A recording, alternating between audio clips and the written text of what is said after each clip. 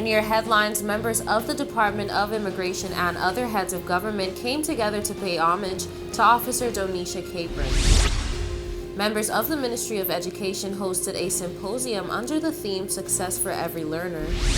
And the Joint Nature Conservation Committee has developed a program of work to support environmental resilience.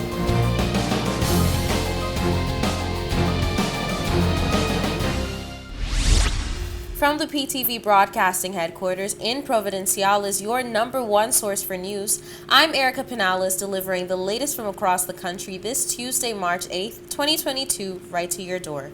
Newswatch starts now.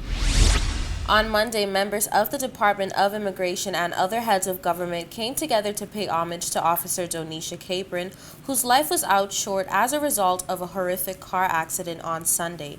Newswatch has more. The country's civil service, specifically the officers of the Department of Immigration, are, like her loved ones, mourning the sudden death of Immigration Officer Donisha Capron. Deputy Governor Her Excellency Anya Williams and Minister of Immigration Honorable Arlington Musgrove and other senior members and members of the Immigration Department attended a remembrance ceremony in honor of the late Donisha Capron.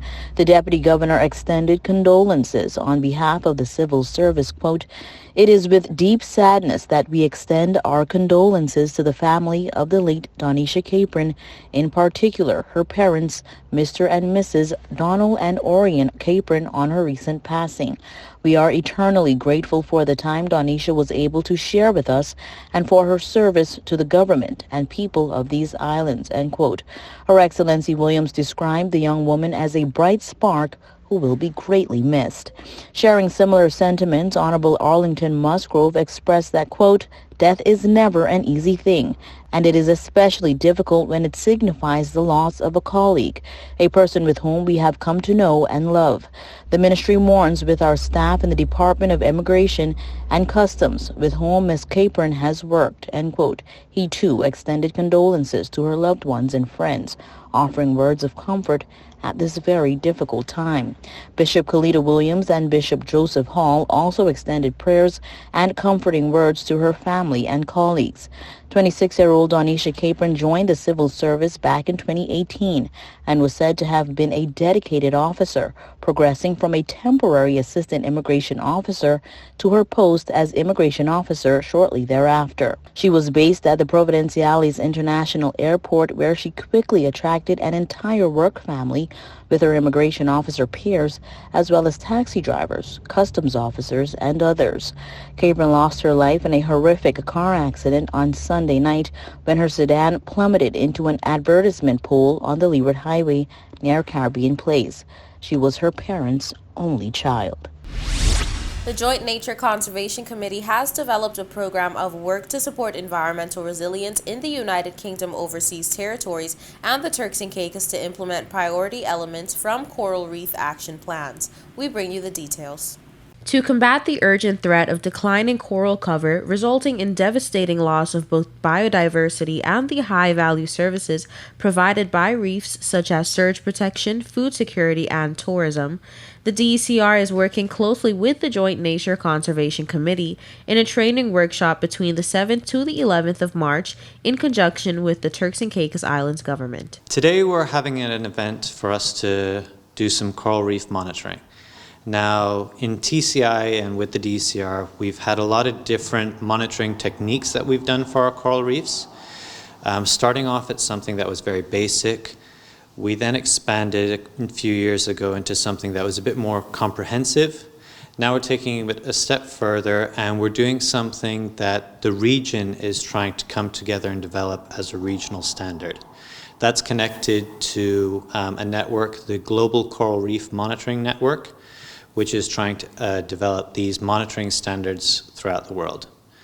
So what we want to do is be able to not just monitor our reefs, but we want to monitor our reefs to something that's going to be comparable. Once we can compare our reefs to, say, the Bahamas, the DR, we're able to get a better idea of what the true value of our reefs are. Coral reefs are vibrant ecosystems that face a very uncertain future under current climate predictions. The Global Coral Reef Monitoring Network's report highlights an alarming decline in coral cover globally. Our objective is to get our team trained up so they can meet those standards and survey the right way. Our follow-up is then once we get out there and do our monitoring, then we can inform the ministers and the management personnel here in the department. We're informed that the TCIG focuses on training 10 environmental professionals from governmental and private sectors in the Global Coral Reef Monitoring Network methods surveying coral reefs. So what we're going to do is have a series of classroom lessons starting from very basic overviews. Then we're going to move on later on where persons will specialize in a couple techniques within the monitoring scheme. Then we're going to get out in the field. We're going to practice those skills first, laying out transects, starting to identify some of the different marine taxa, be it corals, invertebrates, or fish. Then the following day, we're going to go out and actually collect some data. Following that, we're then going to work on inputting that data into the appropriate formats. From that, we're then going to talk about how we're going to design our monitoring strategies. So again, we've had some monitoring strategies before, but we're going to consider whether there's better ways to go about doing that to see something more representative for TCI. Dr. Stuart Wine, a marine ecologist with over 15 years global experience, including several years working in Anguilla as the Deputy Director of Fisheries Management, is leading the group in 3 days of theoretical training on identification and monitoring fish, corals, algae, and other ocean critters. This is an opportunity for us to potentially improve further from where we're at now.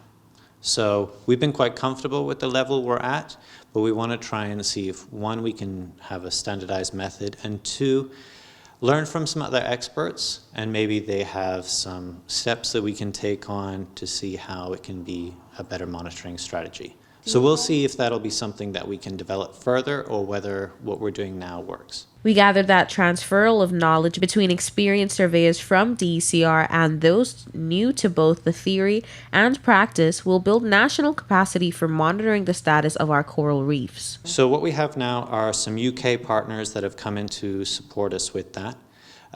This is all funded from the Conflict Sustainability Fund from the UK. We have the Joint Nature Conservation Committee who's come down. They've partnered with us to get these international experts. So the international experts with us now are also from the UK.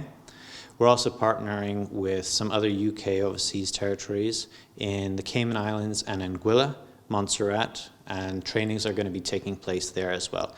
So all the UK overseas territories are going to be working together to better manage our coral reefs.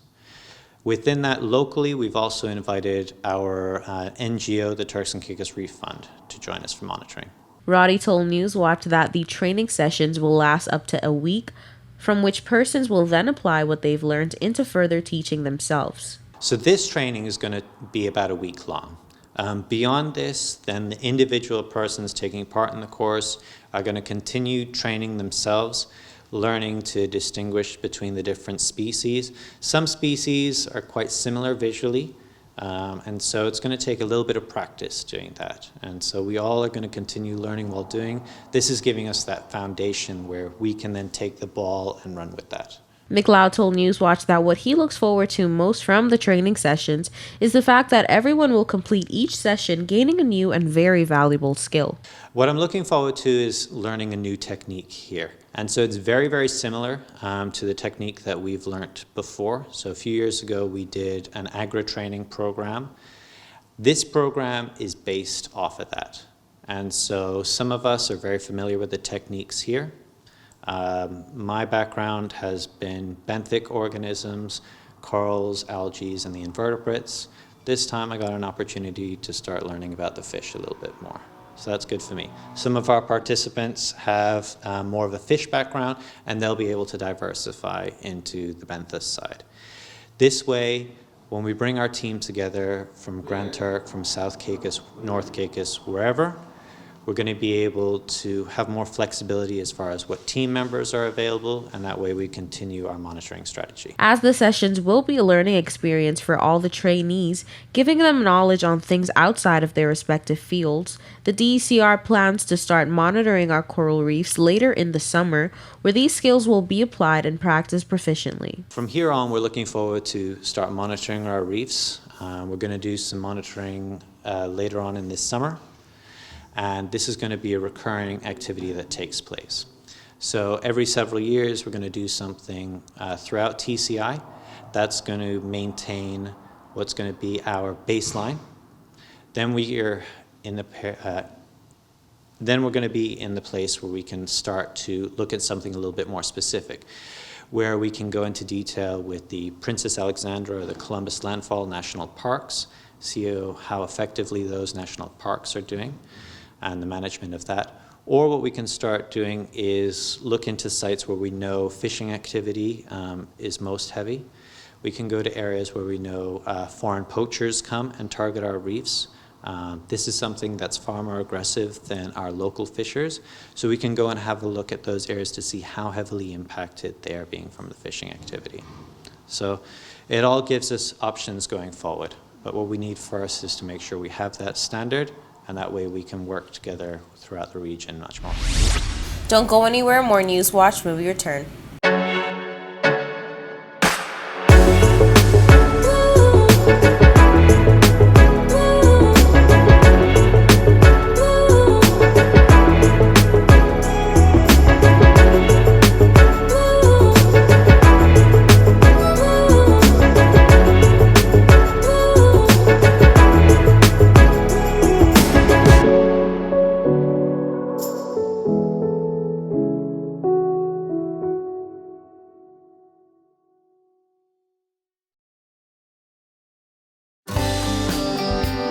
This is a reminder that all PTV service accounts are due on the first day of each month.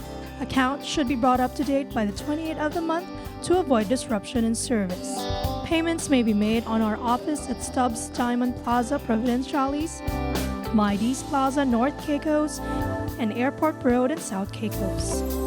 Payments may also be made online using Scotiabank, CIBC First Caribbean Bank, and Royal Bank of Canada.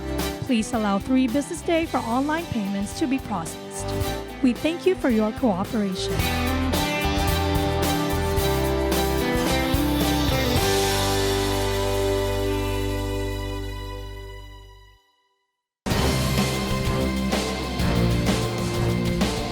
Welcome back to Newswatch. Members of the Ministry of Education, as we continue to celebrate Education Week across the country, hosted a symposium under the theme, Success for Every Learner. Newswatch has those highlights. Education Week opened with the annual Education Week church service on Sunday, followed by the Education Week Symposium, where speakers were given the opportunity to discuss a way forward in the enhancement and success of every learner. This was the order of the day. My government has introduced policies and programs to support economically disadvantaged students and for special education. And coming into this position very early, we were able to identify students who were not in school. So what does that say?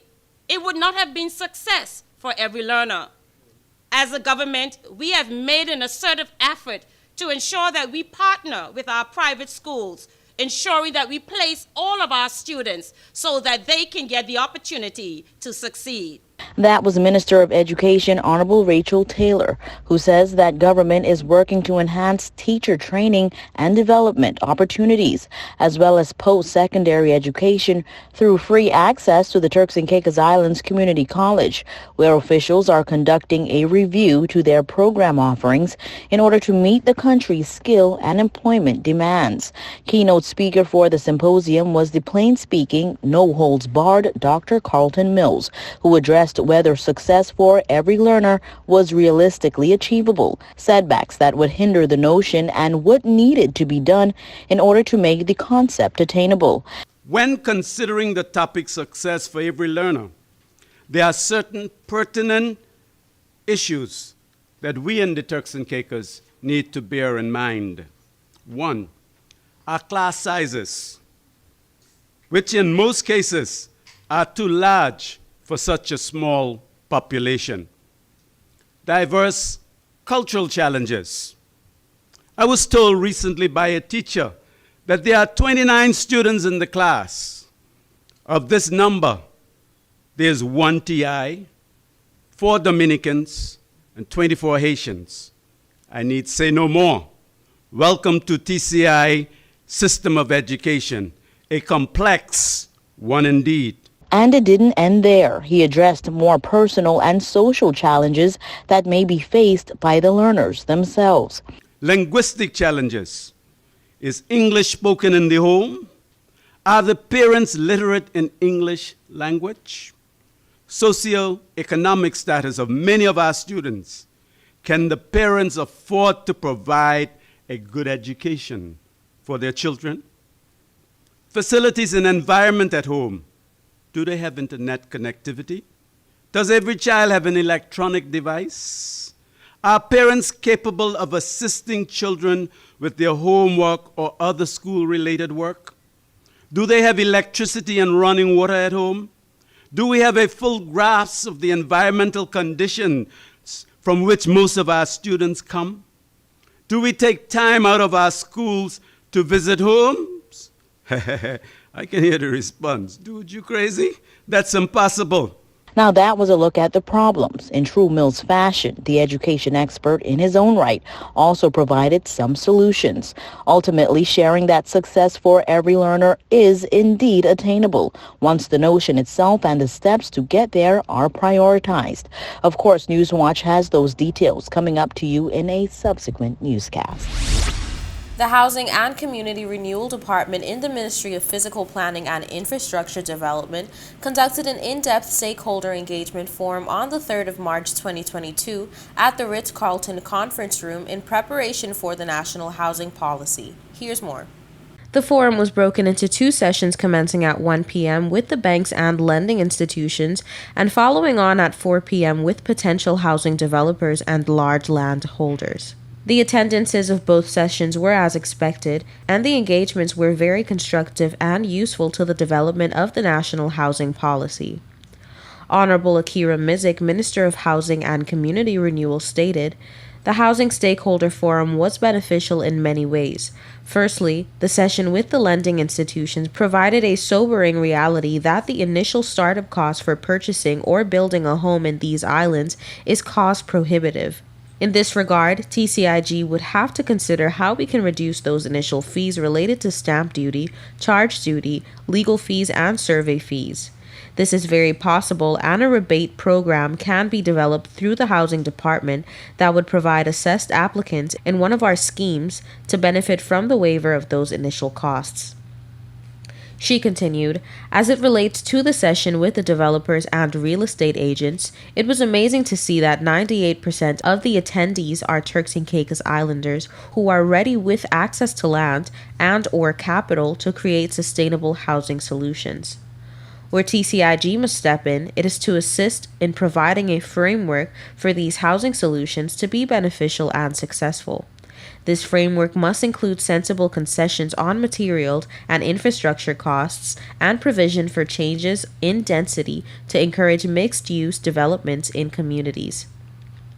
Now that we are in possession of the data from the National Housing Needs Survey and the incentives required from potential housing solutions from lending and developer partners, we are in a position to finalize the housing policy for advancing to Cabinet and the public town halls. We gather that the Housing Committee expresses its thanks to the participants in the Housing Needs Survey and attendance to the Stakeholder Forum, and if you're interested in expressing your views on housing solutions that the Turks and Caicos Islands government should be considering, or you're a developer with a housing solution proposal, they urge for your email at housing@gov.tc by March 11th, 2022, so that it'll be included in their final review.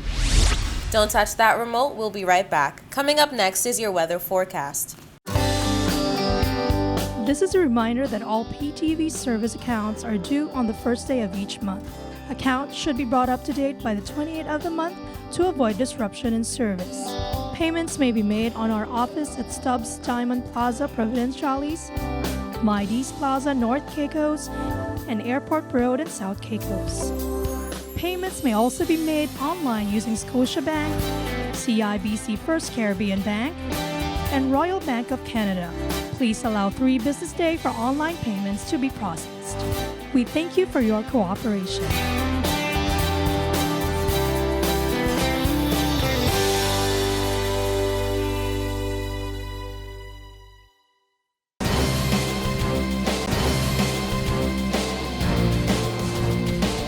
Welcome back to Newswatch. Here's the latest in your weather forecast. Here's your weather forecast for March 9th, 2022.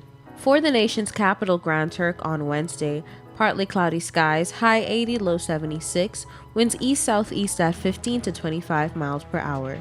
For South Caicos on Wednesday, mostly sunny skies, high 80, low 76, winds east at 15 to 25 miles per hour. For North and Middle Caicos on Wednesday, mostly sunny skies, high 81, low 76, winds east-southeast at 15 to 25 miles per hour. For Pared and Pine Key on Wednesday, mostly sunny skies, high 81, low 76, winds east-southeast at 15 to 25 miles per hour. And on Providenciales on Wednesday, mostly sunny skies, high 81, low 76, winds east-southeast at 15 to 25 miles per hour. Now for your sunrise and sunset. Sunrise 6:04 a.m., sunset 5:57 p.m., and for your high tides and low tides, high tides 12:05 a.m., 12:21 p.m., and low tides 6:30 a.m., 6:22 p.m.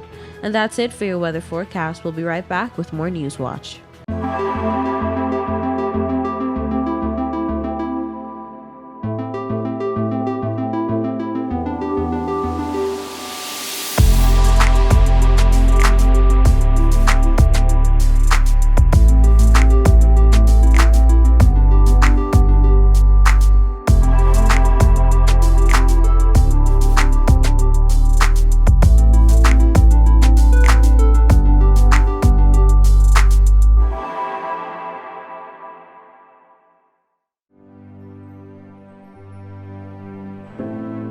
Here at People's Television, we're more than just your leading news and entertainment services. We are spreading the gospel.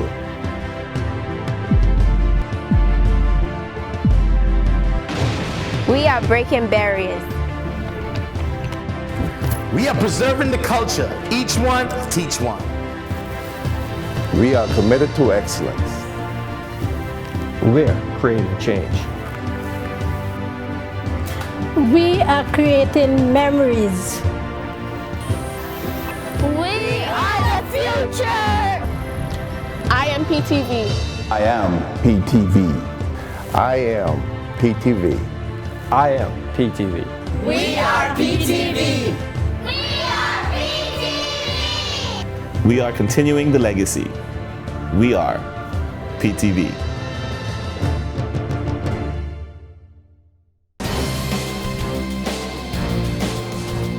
Welcome back to Newswatch. It's International Women's Day today, and the TCI joins the rest of the world in recognizing the contributions of trailblazing women of the Turks and Caicos Islands. Take a look.